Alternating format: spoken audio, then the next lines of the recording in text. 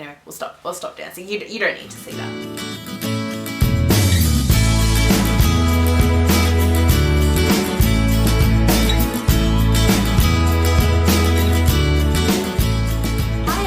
My name is Rachel and welcome to my channel. I plan on talking to you who might be a bride or a groom or someone who just loves weddings about wedding planning. So any kind of information you're looking for, any tips, any tricks, any questions that you might have about wedding planning, I plan on answering those for you. But literally, I want to make this an information channel about all things wedding. So feel free to message me, to email me, or even comment down below and let me know what questions you might want answered, or if you have, anything to say about weddings.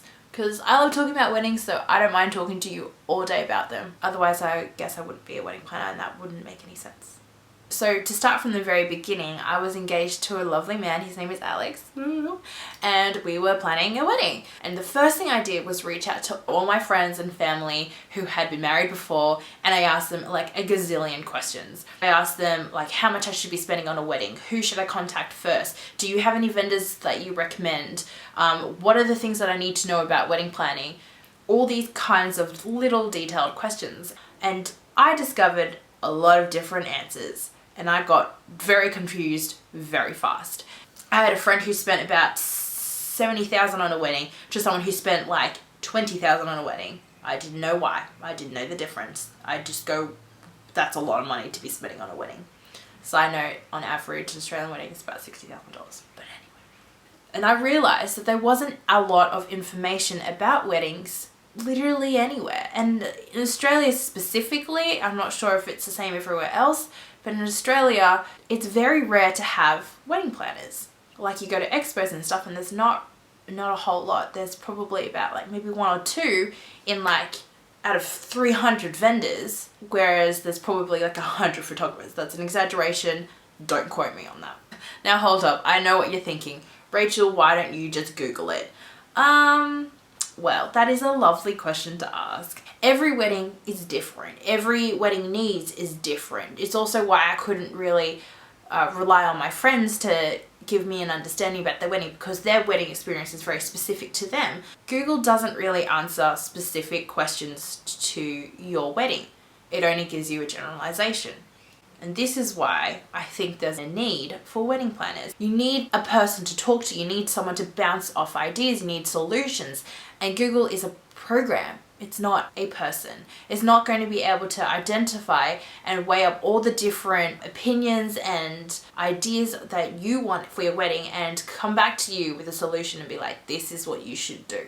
And that is a huge reason to why I'm now a wedding planner, because I realized that I needed someone like that and I didn't spend any money on someone like that, and I regret it. Not that my wedding wasn't great and wasn't beautiful, but I could have done with a whole lot of less stress, and that's coming from someone who's highly organized, who loves planning things, otherwise I wouldn't be a wedding planner, who's saying that to you, and I'm being completely honest. 100%. And especially when you're spending thousands and thousands of dollars on this one day, this one wedding day, you want to make sure that the information you're being provided is specific to you. That's going to be a trustworthy advice, it's going to be the correct advice, and that it's actually going to help you in the long run in terms of your wedding planning. And it's because I felt overwhelmed with my wedding planning that I decided that there needs to be someone who can answer these questions for me. And that's why I became a wedding planner. I wanted to be a resource. I wanted to be a overload of information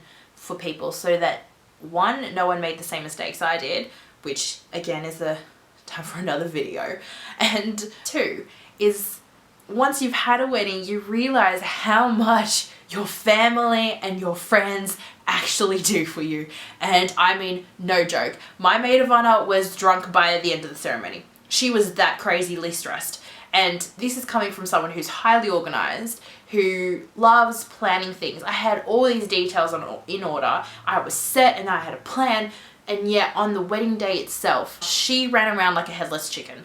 And I mean that in the nicest way possible, because she's just a trooper. And you can read about that on my blog, and I'll link it for you below if you like. And I don't want that happening to your best friends or your family members. I want to make sure that your family actually enjoys the wedding as much as you do. They shouldn't have to sacrifice their happiness on your wedding day, which they should be sharing in the joy with, to be looking after things like flowers and making sure that your cake has been delivered and that the seats are exactly where you want it to be, that the aisle is actually down the middle and not down the side. Things that can go wrong on the day shouldn't fall to your maid of honor, to your best man, to your mum, to your mother-in-law. None of that. They don't deserve that. They should be enjoying the day with you.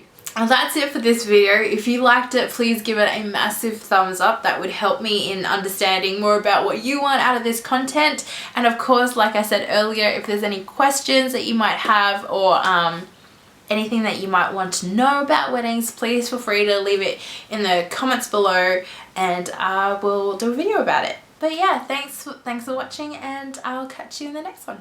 Bye!